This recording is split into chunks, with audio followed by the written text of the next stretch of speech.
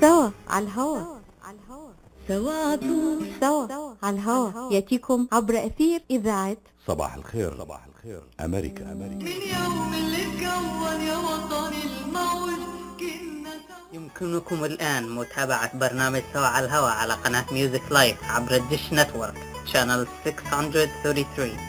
البرنامج يبث لمستمعين يوم الثلاثاء الساعة 8 صباحا حسب التوقيت الشرقي للولايات المتحدة في ميشيغان وتوليدو وأوهايو ووينزر كندا على الموجة المتوسطة wnzk 690 AM، ولمستمعين في مناطق واشنطن وفرجينيا وميريلاند على الموجة المتوسطة wdmv 700 AM. يمكنكم الاستماع للبرنامج عبر الاتصال من أي هاتف على الرقم 702-489-0120. يتلقى البرنامج اتصالاتكم مباشرة من داخل الولايات المتحدة على الهاتف رقم 248-557-3300. الإضافة عبر سكايب US Arab Radio. للاستماع للبودكاست ushammedia.com. Today's program is brought to you by the Defense Language Institute. Are you fluent in Arabic and English? Do you have at least a bachelor's degree? If you love teaching, the Defense Language Institute Foreign Language Center in Monterey, California may be the place for you. You can learn more about the job fair by listening to Good Morning Michigan with Layla on Wednesday, August 2nd at 8 a.m. on WNZK 690 AM. The job fair is located at 9301 Michigan Avenue in Detroit, Friday, August 4th from 2 to 7 p.m. and Saturday, August 5th from 10 a.m. to 5 p.m. Bring a resume and a copy of your college transcripts.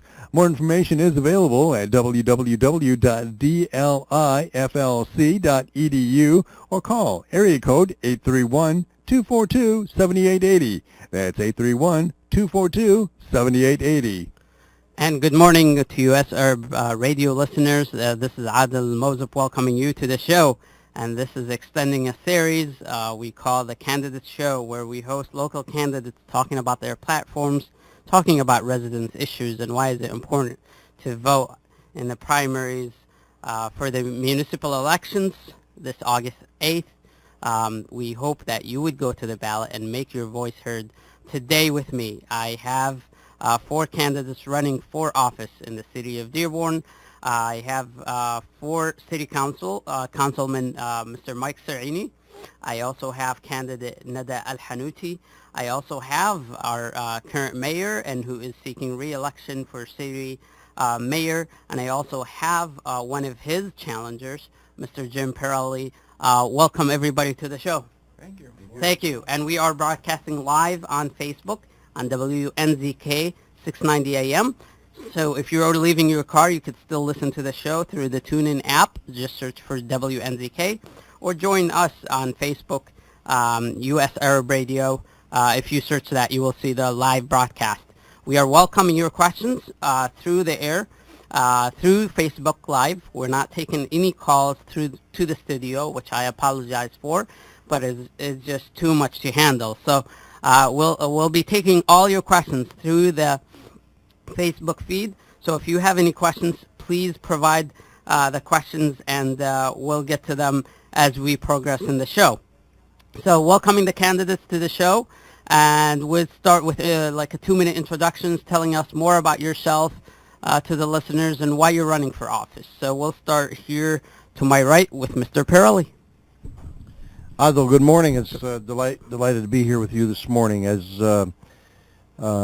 you ask, my candidacy was launched in the middle of February, and my family's history in Dearborn began over 100 years ago when my grandfather came to Dearborn to work for Ford for $5 a day. I am a product of the Dearborn Public School System, right on through Henry Ford Community College, and graduate of the University of Michigan Dearborn School of Business. I've been in business for 38 years. I've not been in public life. I've had a great deal of good fortune. I married my high school sweetheart that I took to my senior prom. Next month we're celebrating our 35th anniversary. We have 2 wonderful sons that are both professionals, unfortunately living outside of the state of Michigan now. And Denise and I were just made grandparents just 6 weeks ago. Okay. I'm delighted to be here with you. Thank you. Thank you very much. Mr. Mayor. Yeah, Jack O'Reilly, and I've been involved in government in Dearborn for almost 2.5, almost 3, moving on 3 decades. But mostly it's because I have a passion for the community and for its future. We've done a lot of innovative things throughout the community. We now have 2 corridor development authorities plus our DDAs, downtown development authorities. So we're doing a lot of things to help build back up our commercial properties, all of those things, but we're also doing things for the neighborhoods. We've done a lot of things to make it safer. Our positions with regard to crimes and so on have come down every year since I've been mayor, and we're going to continue that trend. Okay. Thank you, Mayor. Nada, why you're running? So I've been wanting to do this since I was 11. So it was literally a timing issue. I love politics. I love community service. I was raised here. I went to McDonald's school. I went to Woodworth, and I went to Fort Central High School, and I even went to U of M Dearborn for undergrad, where I majored in political science and journalism, and I minored in women's studies, and I graduated with honors. I did my master's right after, where I got a GA-ship, and I ended up, being chosen to do research overseas, and I got selected to spearhead women's rights legislation in Ypsilanti. I've been door knocking every single day, and I've been talking to constituents every single day, and one thing I really realized was you don't understand Dearborn until you start walking it. So, I advocate for our pools. I advocate for our environment. And, most of all, I advocate for people to physically feel comfortable in their homes. Great. Councilman Sareini. Thank you, Adel, for having the show. And again, my name is Mike Sareini, and it's been an honor and privilege to serve our community for the last 4 years. I can tell you, as a salesman, or as an attorney that I am, no matter what you do, the feeling that you get when you help somebody that cannot help themselves or cannot find the right direction is the reason why I do this. I can tell you that my cell phone is on every business card I have. It's given out by our staff at the council office. I believe that my job is to serve the residents, and I'm the conduit. I mean, there's 7 council people, and I wish more and more people would contact us, because that's our job. Then we get with the administration, we get with the right department, and get things corrected and get things going in the right direction. And that is what drives me, honestly. When someone calls me up and says, they just fixed our street and 99% of it is good, but, this is left over, we can call into our department and get something corrected, something that's left behind. And it really makes a difference, because people, that's what they care about, the local aspect of it. Their streets clean, the garbage picked up, and their police and fire departments used. So it's been an honor serving, and I would love to continue to serve. So we'll start with you, Mike, with the next question that I have written last night. And I was thinking about, the group of guests that we have today. Obviously, you swapped with Ms. Fayrouz Bazzi. She was supposed to be on the show, but you did have a prior engagement on Friday. So I'm really glad that we were able to make that schedule change and have you for the full hour. Appreciate it. So my question is for you as a current councilman. There is a lot talk about, new faces coming in, new blood, new changes. Do you believe truly that the city council represents the population of the city of Dearborn? I would say no. I think that the council can use some more diversity. I mean, we have our council president is the only female. I think that's a problem. I remember when my mom was on there, there was 3 women on there. Right. And the mayor was on there with her, as well. So I think we could use some more diversity, but that's not for me to choose. But I can tell you that the council has a lot more power than it knows. That's a problem in itself, in my opinion. We can do more, but we have to work as a collective body. And I think that's what is lacking right now. I think that some people might be looking at certain issues, which is good. We have some people that are great in business, some people that are good in other areas, and that's what they focus on, and that's what makes the 7 people work together. But we need to work as a collective unit. So I do think I think that bringing on new people is always good. Okay, great. Neda, I have a question for you. A lot of people that I've talked to, and I asked them, what do you think of the council, especially the new challengers, and they tell me, I love Neda's energy. So, and the true selfless kind of person who's very outgoing and smiling always.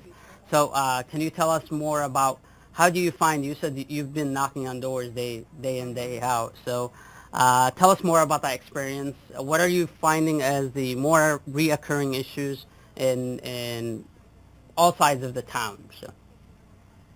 Okay, so number one, I developed my platform through the doors. Number one issue I hear everyone talking about is our traffic safety. You know, they're complaining about our crazy drivers. They complain about there's not enough police enforcement. And Save the Pools campaign is huge, especially in the West End. People are really passionate about that. And, you know, I advocate for that because I feel like parks and pools are very inclusive. And it's a space to take your child to every single day. And another hot topic is plastic bags, believe it or not. We switched to a recycling company that doesn't accept plastic bags, and I get every single day, what do I do with my plastic bags? Right. So going green is definitely a concern for the residents, and I'm very proud of that. And I think we do need to take more drastic measures to go green because, you know, recycling every week is fine, but what are we going to do with the plastic bags? What are we going to do with the batteries? But, you know, most importantly, I've learned that I come from a very generous community.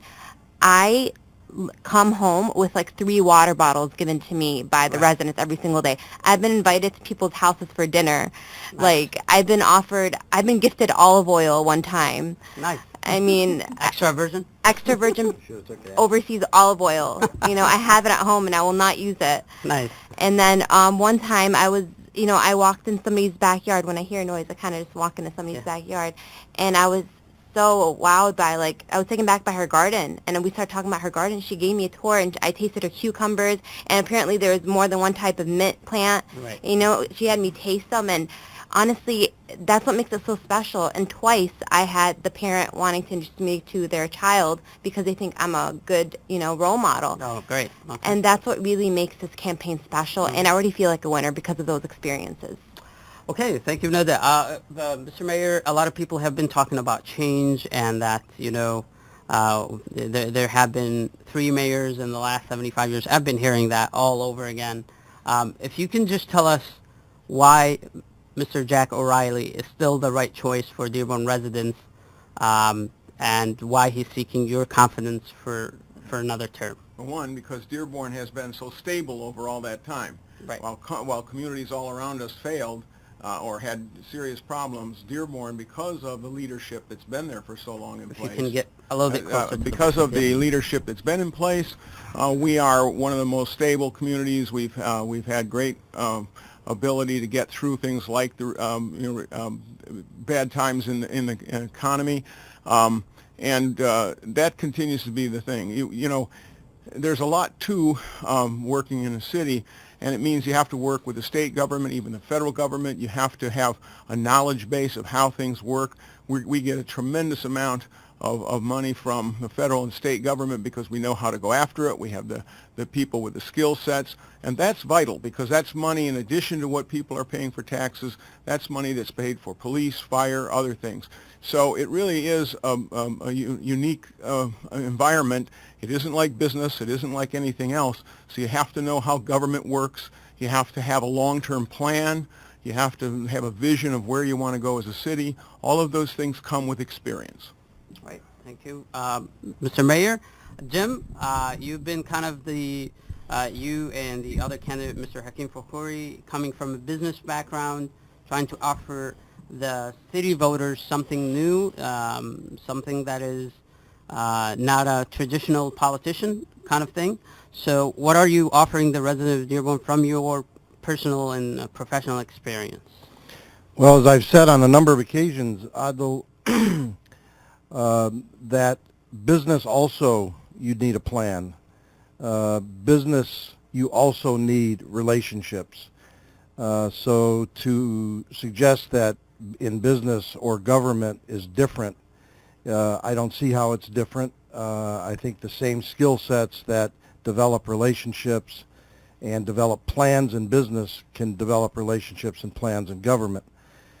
What I would also suggest that I personally bring to the community is having lived here my entire life and knowing the people here, which I have said on a number of occasions is our greatest asset, and being able to grow this economy.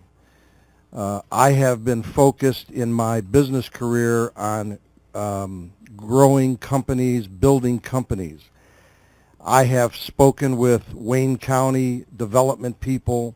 I know now why Amazon is not building in Dearborn and they're building in other communities. They're building in Romulus, they're building in Livonia, they're building in Macomb County.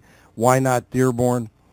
So I think I could be very instrumental in bringing business to this community. I've worked with CEOs all over the country, and I think that I could help grow our job base and our revenue base. There's no reason why Dearborn only has a $110 million budget.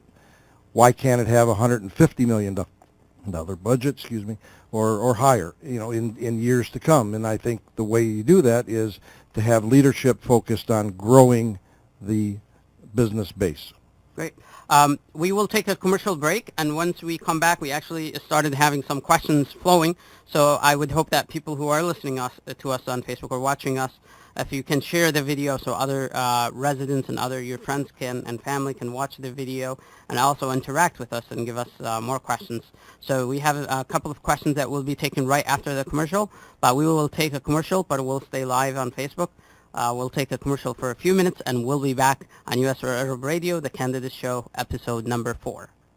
هل تتحدث العربية بطلاقة وتجيد اللهجة الشامية؟ هل تجيد اللغة الإنجليزية وتحمل شهادة جامعية على الأقل درجة البكالوريوس؟ هل تحب تدريس اللغة العربية والثقافة العربية؟ إذا كانت إجابتك بنعم، فإن معهد الدفاع للغات بمدينة مونتري بولاية كاليفورنيا هو المكان المناسب لك. تابعونا في تغطية خاصة معكم أنا سامح الهادي يوم 2 أغسطس في تمام 8 صباحا على برنامج Good Morning Michigan على التردد 690 AM، وكذلك في تغطية خاصة يوم الخميس الموافق 3 أغسطس على تردد 102.3 FM سينا راديو في تمام 3 مساء في برنامج على الطريق مع ليلى وسامح. ستكونون في تغطية خاصة لفعاليات معرض الوظائف الذي يقيمه معهد الدفاع للغات يوم 4 أغسطس في تمام الساعة 2 وحتى 7 مساء، وال5 أغسطس من 10 صباحا حتى 5 مساء، والكائن في 9301 ميشيغان افنيو ديترويت ميشيغان 48210 مكتب ميشيغان ووركس، برجاء إحضار السيرة الذاتية ونسخة عن الشهادة الجامعية. للمزيد من المعلومات الاتصال بالهاتف رقم 831-242-7880. Are you fluent in Arabic and English? Do you have at least a bachelor's degree? If you love teaching, the Defense Language Institute Foreign Language Center in Monterey, California may be the place for you.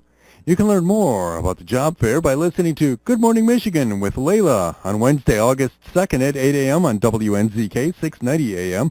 The job fair is located at 9301 Michigan Avenue in Detroit, Friday, August 4th from 2 to 7 p.m. and Saturday, August 5th from 10 a.m. to 5 p.m. Bring a resume and a copy of your college transcripts. More information is available at www.dliflc.edu or call area code 831-242-7880. That's 831-242-7880. سوا على الهواء سوا على الهواء يأتيكم عبر أثير إذاعة صباح الخير أمريكا. من يوم اللي تكون And welcome back, US Arab Radio listeners. This is Adel Mozip welcoming you back to the show, the Candidate Show in episode number 4. Today I'm hosting with me Councilman Mike Sareini and candidate Nada Al-Hanooti, who are both running for Dearborn City Council, as well as our current mayor, Mayor Jack O'Reilly. and candidate Jim Parrelly, who are running for Dearborn mayor. We were just talking a little bit before the show, individual questions this time. Last time when I hosted the candidates, I was asking them the same questions, so they felt more comfortable. So I'm not trying to put you on the spot, but at least we'll try to get as many good questions as possible. And so we have many questions that flowed in through the Facebook page that I'll be asking you to the candidates directly, and we hopefully will get some of the answers. As far as lowering taxes, especially in an election season and in a prosperous economy, a lot of people promise that there will be a tax cut for property taxes. A lot of people on social media, some of my friends and myself, we're concerned about the tax hike that we've just recently had, and people really have to look into how did that actually increase. And part of that is because the voters approved the reset millage. So that's great to note. But having said that, the taxes in Dearborn, especially residential property taxes, are just kind of second to the highest in the state. As I've heard from many people. If that's not true, the mayor can explain that. But tell us, is there a chance to lower these taxes in the next 4 years, especially if we have a healthy economy? And we'll start actually with Mr. Parrelly, since we ended with him. Well, I've been talking about this since I launched this campaign in the middle of February, and I have been a resident of the city of Dearborn my entire life, and for the last 35 years on Fairmont Drive. The taxes where I live are unacceptable. It's one of the reasons why I am in this race. I have business relationships all over the Metro Detroit area. People say to me, Jim, I understand why you stayed in Dearborn and don't move to Birmingham, which I've had a number of chances to do, or to Oakland County, and I've chosen to stay at home, is because your taxes in Dearborn are a lot lower than ours. In actuality, just speaking of one example of a friend that lives down the street from the Townsend, similar home as mine in size, he pays about 50% less than I do. So I think it's an issue. Under this mayor and under this council, I think our the mill rate is up to 63 mills. Mm-hmm. And for me, and I think for most residents, it's a problem, and I would like to address it. So, sorry to interject there a little bit, Mr. Parrelly, but a lot of people say if you're going to cut taxes, you have to cut something else from the budget, so the budget can be balanced. So, are you going to cut something else from the budget so look, we can lower taxes? In business, you learn very quickly there's 100 pennies in a dollar, always. Always. And so we either cut expenses, mm-hmm. all right? Dearborn for a number of years has had too many full-time employees anyhow, but that being said, you either cut expenses or you grow your revenue base. It's just like your personal budget. Mm-hmm. You either make more money or you reduce. Cut your expenses. That's right. correct. Mm-hmm. And so I would like to grow the pie. And if we can grow the pie, I think we can see relief on the residential tax side, as well as control expenses better, run this government more efficiently. That doesn't mean you're going to reduce services. Some of the people out there say, well, that means you're going to reduce services. No, it doesn't necessarily mean you're going to reduce services. We need to be efficient. Right. Thank you, Mr. Parrelly. I see the mayor shaking his head about my claims. So yeah, I'm going to, because, see, you're both making the same mistake everybody makes. That amount of taxes that he's talking about is not Dearborn's taxes. We collect the taxes for everybody that gets a piece of the property taxes. So you're using a number we have no control over. That isn't well, you fact. Have some control. No, we don't. We can't. We can only control what the city of Dearborn gets to keep, which is much less than that, about half of what was cited. And the county just got a new tax. Right. So when people look at their tax thing, they really need to understand. We try and in the things we put out, we try and show people that so much of the taxes they're paying are not going to Dearborn. Dearborn has no control, but we are, under the law, we collect the taxes for 7 other entities, Right. and they get tax increase. So we had a tax increase in education. We had tax increase for the county. Right. Those aren't ours, and we can't get any money out of that. So you've got to be careful that when you're talking about taxes, you're talking about the taxes that the city actually does control, which is about 1/3 of what was just quoted. And there we've been very good. Now the thing is, where are we? We pay more for police and fire than any other community around us.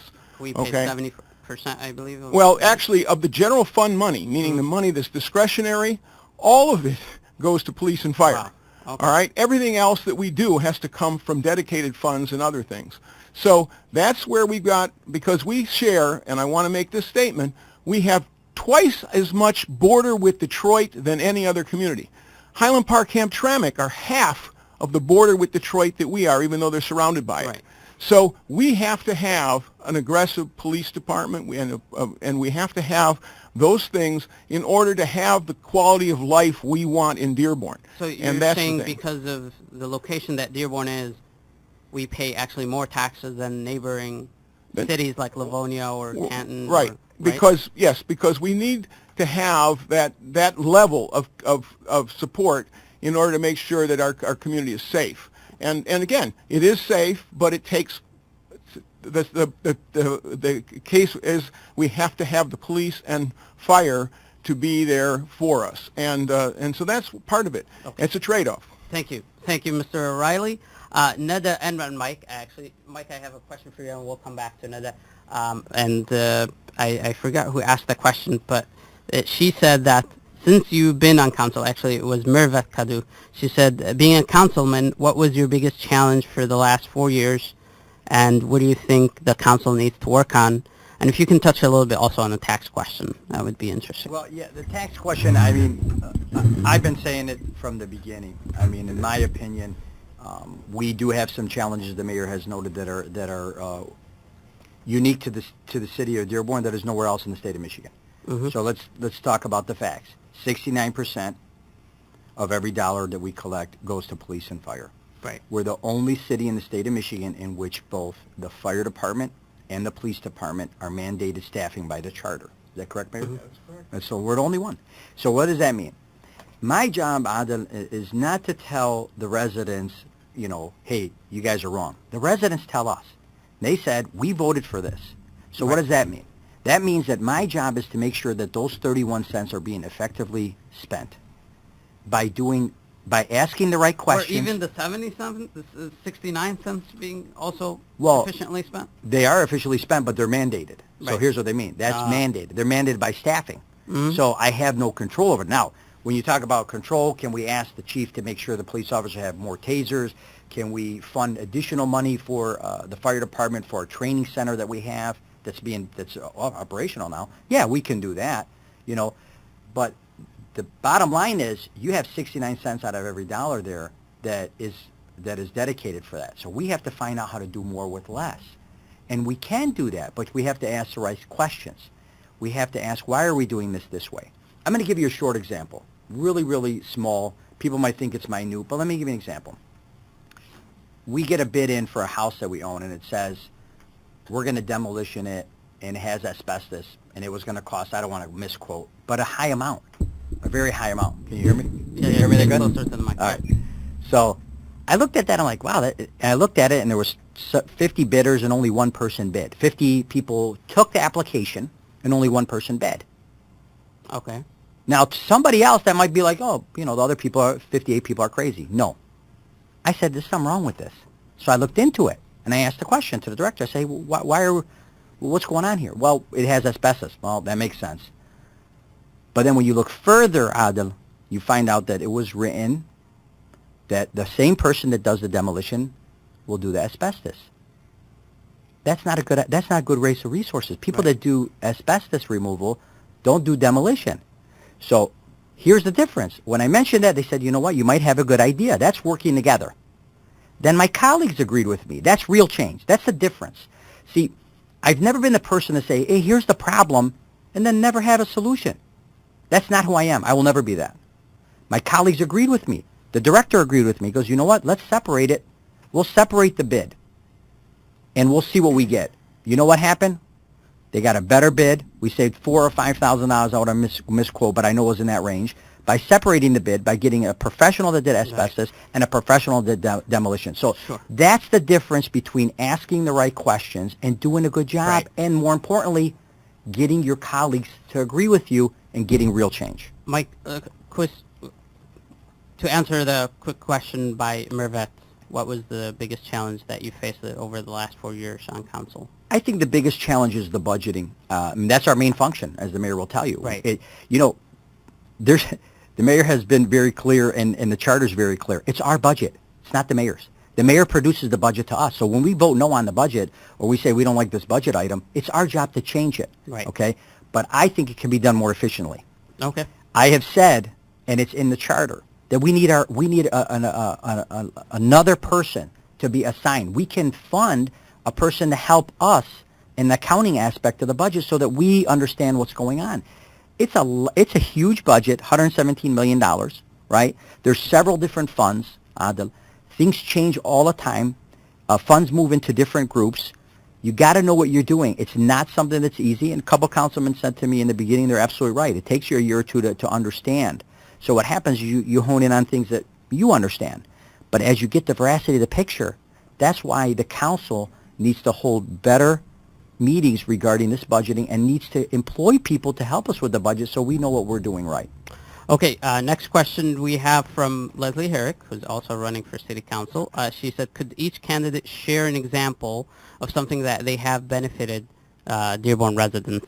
And we'll start with Neda since she didn't have some screen time.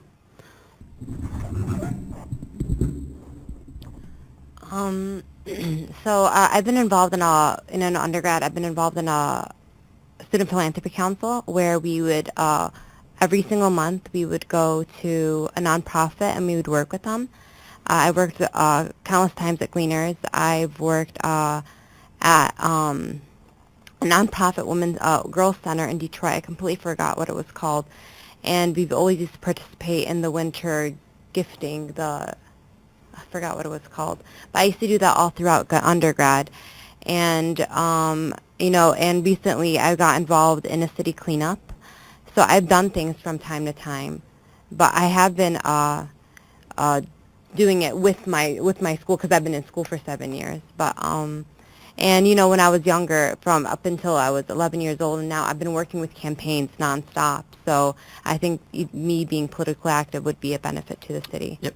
Thank you to the Mr. Mayor. Obviously, you've had many years of public service. Just tell us one story about helping one resident. Oh, helping one resident. Yeah, or benefiting them. Well, I do it all the time because I make myself available, and therefore, if a resident has a problem, we work through it. But a lot of it has also been with businesses because they come and they're frustrated by the process. There's concerns. They're trying to do something. They want to really, make something for themselves that's also good for the community and so on. And so I have a process where I bring in all the different, because there's different things that have to be done, and they're in different departments. So one of the things I've been doing, and I've been doing very regularly now, is when I have someone who's trying to do a project, I bring all of those people together to the table with them and whoever's representing them in terms of the design or whatever. Right. And we go through the whole process, make it smoother, make sure everybody's on the same page, make sure everybody understands what has to be done and how it's best done. And that's been really working in terms of helping businesses get that jump start to get in and get the thing right, to make sure that everybody understands what's required so that we can compete and have a lot of good development. And we can see all the new development is coming in because the process that I created is one where everybody's on the same page. There's no surprises late in the game. That used to happen, and it's just not a good thing. So it's really being proactive. Sure. Mr. Parrelly, in something that you've helped in the past, the resident go through, or where you benefited a Dearborn resident? I had this conversation with Leslie just the other day, so I guess I'll repeat what I told her. Over the years, I've been a part of a member of Rotary. I've been a member of the President's Society at Oakwood Hospital, which is now, of course, Beaumont Hospital. And I've given a great deal of money, both privately and publicly, to charities in the Dearborn area for assistance over the years. And I also want to say, before it gets away from us, a moment ago the mayor talked about, we're bordering on Detroit on a couple of sides of the community. You know, if you go to the South End and talk to the residents in the South End about the Detroit east border, they'll tell you there's no police patrol there. If you go to the west side of Warren Avenue or the east side of Warren Avenue, they tell you that the police patrol is almost non-existent, and I think it's also consistent with the drug problem we're having in these areas, and also the auto insurance rates in those specific areas. Yeah, don't get me started. Okay, I have a question about bureaucracy, and I asked this to all the candidates who come on my show. Because I feel very strongly about this, and I'm pretty sure many residents feel very strongly about it too. Whenever you have a problem, as far as with your house, with your neighbor, whatever it is, or a road, or you feel passionately about an issue, and you try to address the city, the first thing that you can think of, the people that you voted for in office, so the mayor, the council, and you ask them the questions, hey, why is this thing done this way, or what can we do to fix this thing? But unfortunately, and from my personal experience, the bureaucracy is just too much. You get directed to so many different people, you get from one person to another, you dragged on, and it takes so much time just to resolve one small issue. So going forward, we're not looking to the past. I would say going forward, or for the new challengers, what are you going to do to streamline the process of helping residents and removing bureaucracy from the system? So we'll start with Mike. Well, Adel, thanks for that question. I'll give you a perfect example. Like you said, the first thing people should do is they reach out. But you know what? As all the candidates have said, people are good in nature. So what do? They say, you know what? I'm going to call the city and get the right department. Right. That's the right thing to do. Yes. But what they should do is call their representatives. We work for them. When we have a problem in the state side, I call the state rep. I wouldn't call the state of Michigan. So I actually try to call the city first and try to get the issue addressed there. Yeah. And then when I get the frustration, then I talk to you, the council, and I address them. Yeah, that is a good way to go. But I wish they'd come to the council more often. Okay, because, see, that's our job, and things get missed. We're not perfect. The city is not perfect. Sure. I mean, we love it because we're here, and it's a great city, but we're a conduit for you. So I'm going to give you an example, okay? There was a berm the city put up years ago for on Ford Road and Telegraph for separating in neighborhoods. Yep. Okay, so right on Ford Road and Telegraph with a fence, right? The fence broke down. There's been a lot of wind, and the fence is past its useful life. So the resident, she called the council office and asked for me. So I was like, okay, I went by and seen her. Then I was like, why'd she ask for me? Maybe something's going on. So I talked to her. She goes, we see you on the council meeting. We see you talking. We think you can get this thing resolved. Well, I contacted the mayor's office and the chief of staff, contacted the right department, found out that, the fence has passed its useful life. The mayor sent out people to go ahead and get the cost of a new fence. That with today's technology is better for sound deadening, better for graffiti, won't take graffiti on, many things. I mean, of course, 30 years fences have evolved. They came to the meeting and we got it on and got the agenda item passed, and that fence should be up pretty soon. That's how things are supposed to work. Now, that's a combination of you reaching out to your council person and your council person working with the administration, because that's the way it's supposed to work. And they came to the council meeting, the last council meeting, and the people, and just stood up there and said, thank you, thank the council, myself, thank the mayor's office, because they couldn't get the answer. Right. So if you ask me, I think the residents need to contact the council more. Right. I mean, that's what we're there for. Yes. And that's when we get aware of the situation, then we can ask, and then the administration and the departments then go ahead and say, okay, here's how we can fix it. It's a faster process. Nada, what are you proposing to streamline the process? You're on council, you legislate only, and you propose things, but you can present ideas. So what ideas do you have to streamline the process of helping residents? Are we still talking about bureaucracy? Yes. Okay, so I've had residents tell me that our homes are too regulated by the city. It's my private property. I can do what I want with it. I have no problem with that as long as it doesn't interfere with their safety issues. Like I was knocking in the West Dearborn area, and I will not forget this. There is a big white house. They call it the Big Ugly Monster on the block. I don't know if you guys heard of it, but so the owner started building the house and reconstruction, remodeling and whatnot without a city permit. And if you see the construction above the garage, it's completely unsturdy. The garage is it's coming apart brick by brick. So these are some things where the city council need to step in and regulate because it was illegal.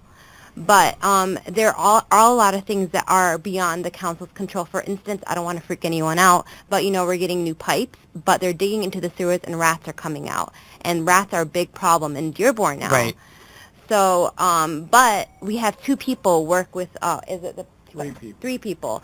And I believe are they under the police department? Am I correct? They're not? Okay. DPW. DPW, okay. Mm-hmm. So we have these people, complaining about the concern about the rat epidemic, and you have three people working full time.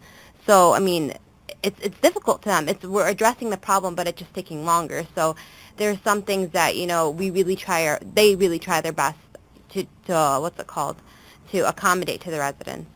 Mayor O'Reilly, in the next 4 years, how are you going to streamline the process of helping residents and businesses alike?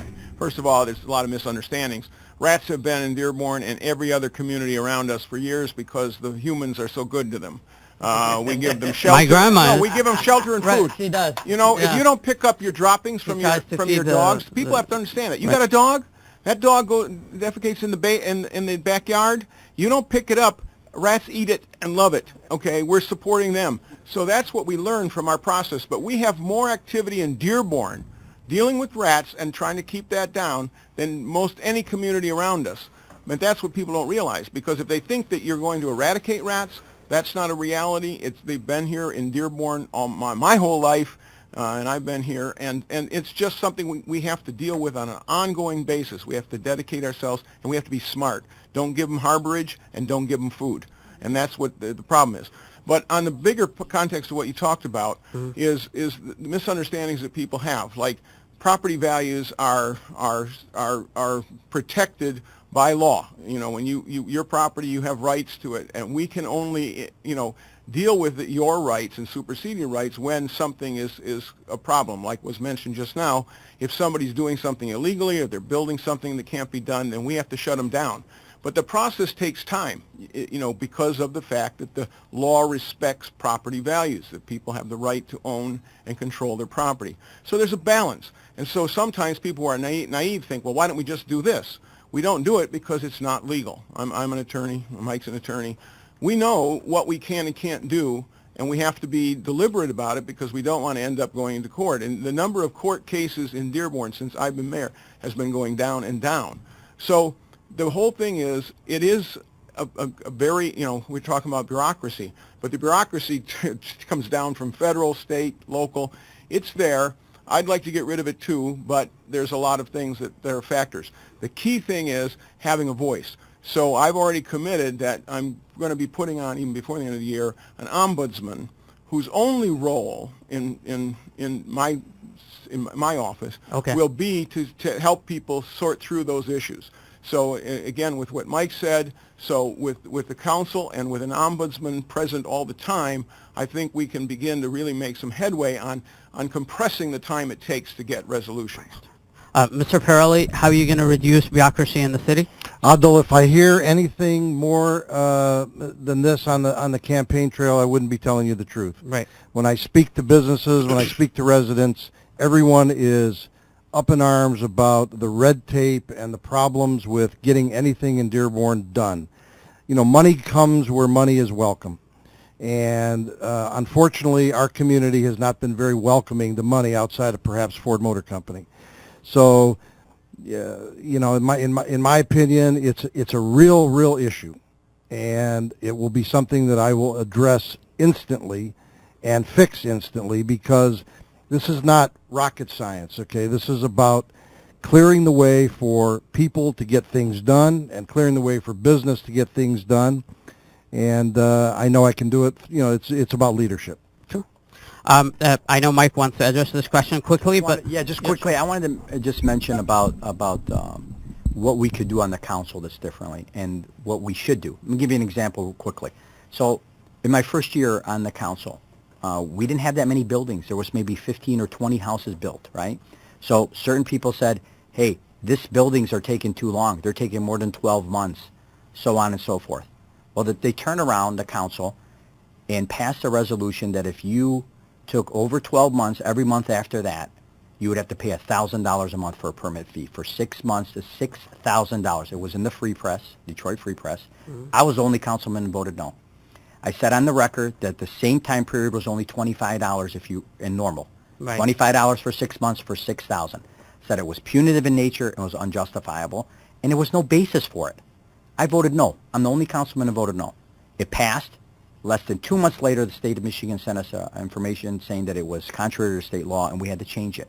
So when you talk about bureaucracy, when you want to put a window in your home that's an arch, right, you have to now, I think we've been working on it with a new planner, which really makes a difference.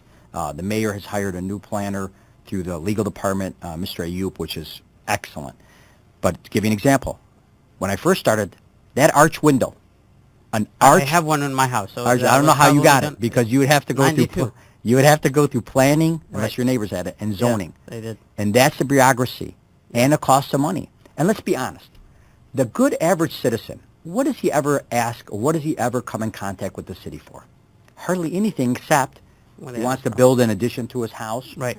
Put a roof on, put a new water tank on.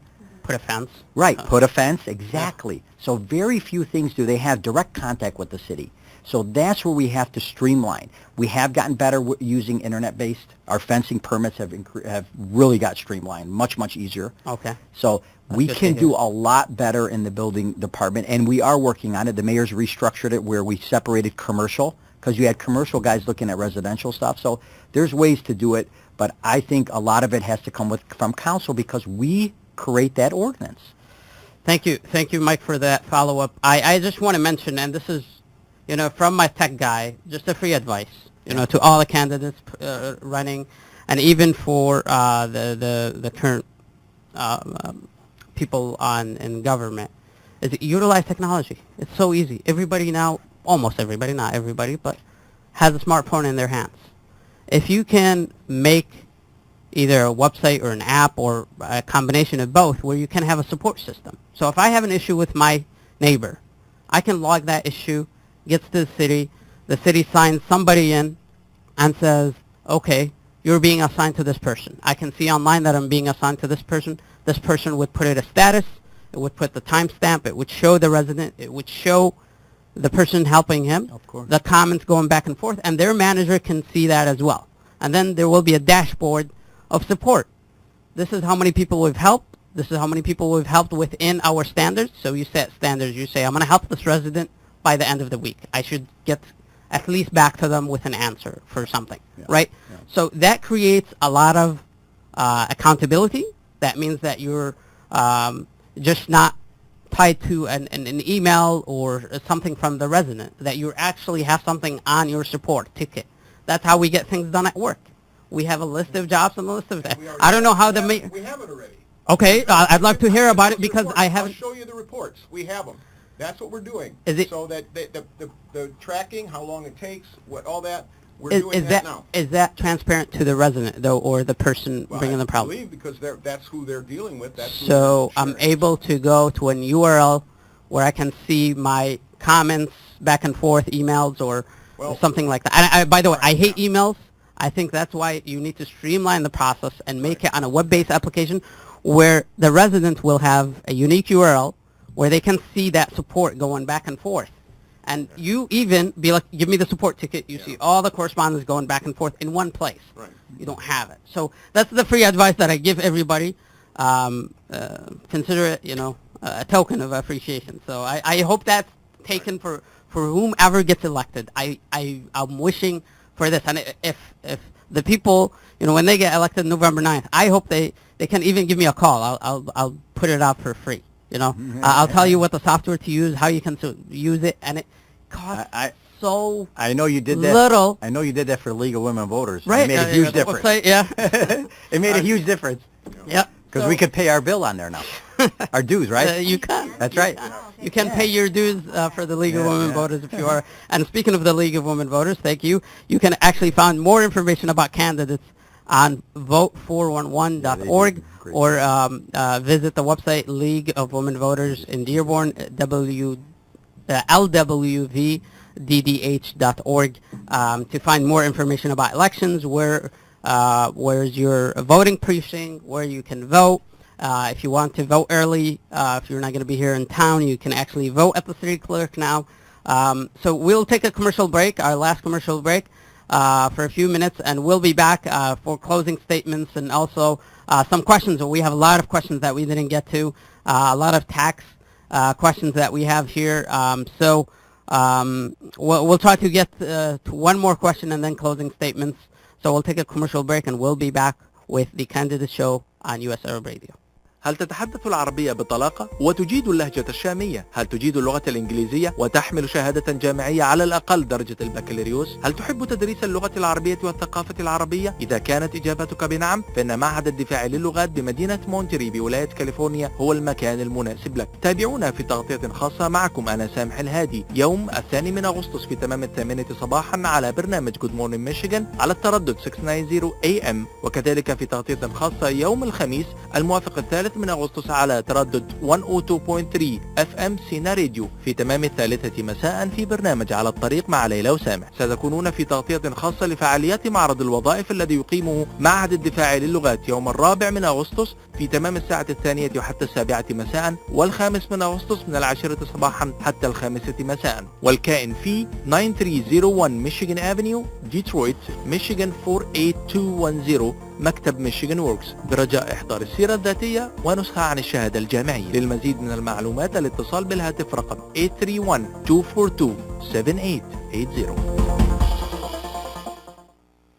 Are you fluent in Arabic and English? Do you have at least a bachelor's degree? If you love teaching, the Defense Language Institute Foreign Language Center in Monterey, California may be the place for you.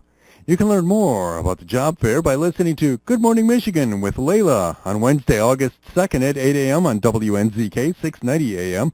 The job fair is located at 9301 Michigan Avenue in Detroit, Friday, August 4th from 2 to 7 p.m. and Saturday, August 5th from 10 a.m. to 5 p.m. Bring a resume and a copy of your college transcripts. More information is available at www.dliflc.edu or call area code 831-242-7880. That's 831-242-7880. سوا على الهواء سوا على الهواء يأتيكم عبر أثير إذاعة صباح الخير أمريكا من يوم اللي اتكون يا وطني الموت. And I welcome back radio, US Arab Radio listeners. This is Adel Mozip welcoming you back to the show, episode number 4 of the Candidate Show. Today I'm hosting Councilman Mike Sareini, as well as candidate Al-Hanooti, Mayor O'Reilly, and candidate Jim Parrelly for mayor. Welcome back again to the show, and I appreciate you being here on the show, and I'm glad that Layla, who is the director of US Arab Radio, agreed to give us Tuesday, so to give us more time, because all Fridays were blocked for the other 16 candidates running for office in Dearborn. So we're taking your questions, and thank you so much to everybody who asked questions. Some asked more tax questions, but probably we won't revisit that since we have visited that topic. So question about air quality in South End Dearborn, I think that's a reoccurring theme.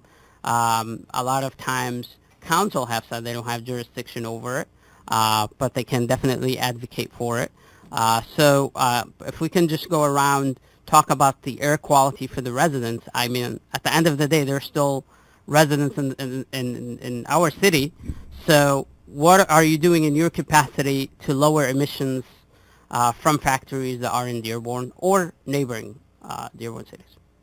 Right. Well, Adel, as you said, it's not in the scope of the council, but it doesn't mean it's not our problem. I mean, it's our residents breathing the air.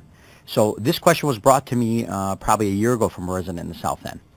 And I talked immediately to our state rep, Mr. Abdullah Hamoud, about it, and his staff, and they contacted him directly. See, this goes back to what we call a balance between business and residency. Okay, so the air quality can be cleaned up. It's just a cost. It costs them more to streamline their admissions. But again, this is state regulated, so we have a limited role in it. But it is a problem. What we can do is contact our state rep, have our state rep's office get more detailed into it, because that's what's happening, especially in the South End of Dearborn with the steel companies, the Ford Rouge plant. Everybody knows there's an issue there. But we also need to get our organizations involved more, like Access. These organizations that get federal funding are the ones that should be taking the lead on it. Of course, we support them, but our role is very limited. We have no jurisdiction over air quality and EPA in the state of Michigan. But what we do is we contact our state rep. But I really think the residents should push more on these organizations that have the funding, federal funding, and have the means to find out why is the quality of air, and is the quality air, I mean, have they tested it? When's the last time they tested it? I know that the mayor will speak better on it. We did test water issues with him as well. So let's keep that to 45 seconds answer, but it's on your platform. Okay, air yes, quality it's in the definitely South on my End. platform. Yep. I actually just went to the South End a few days ago, and I knocked there, and I got a headache. I was only there for 7 hours, and I got a headache. And I know AK Steel is the same company that puts the vents in Salina.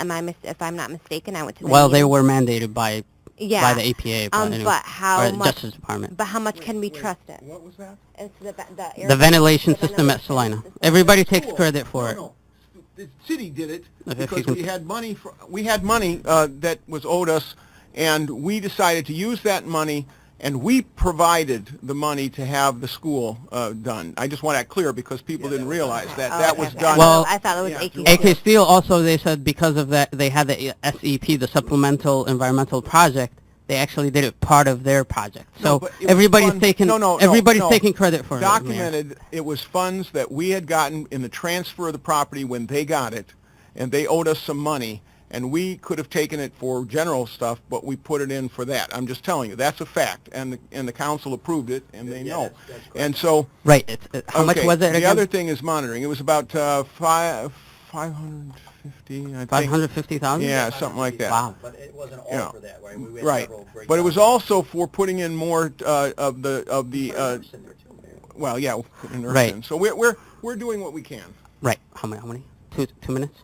Okay. Now can you finish it within? No, I'm just going to piggyback off the councilman. We need to work with our state representative and even our congresswoman. Even if it's beyond our jurisdiction, it's our residents who are breathing the polluted air. Mr. Parrelly, if you want to address the pollution issue in the South End. I would, and I would like to just come back to leadership. Leadership, to me, is the solution, because if you have proper leadership working with industry so that they don't exploit the public, I think it's critical. But, you can think outside the box on this. We just don't have to be talking about air quality. We can be talking about all the other issues that I've been in the South End talking about, such as pedestrian bridges, police patrol, cleaning up Dix Avenue. And there's negotiations that can go on as it relates to the clean air and all these other issues with industry. I'd like to thank the candidates for their time today and answering us their questions. Obviously, the voters have I would say, a moderate, not difficult choice to make in November, or in August, actually, for the primary. August 8th is the election day. I want to point out that there is a listening session for the governor's environmental justice work group, which I'll forward to all of you. That will happen next Monday, August 7th at 5:30 at the River Rouge High School. So this environmental justice group is the governor took charge and appointed some people to it. I'm a member of that group, and would love to hear from residents about what they think about air quality and how it should be improved and how it should be minimized as far as emissions. So thank you so much for the candidates. Good luck on August 8th. And I wish we had time for closing statements, but yeah, I wish, but we're being booted out. So thank you to the listeners. Have a good one. Thank you, Mike. Thank you, Mayor. Thank you, Jim. Thank you, Neda.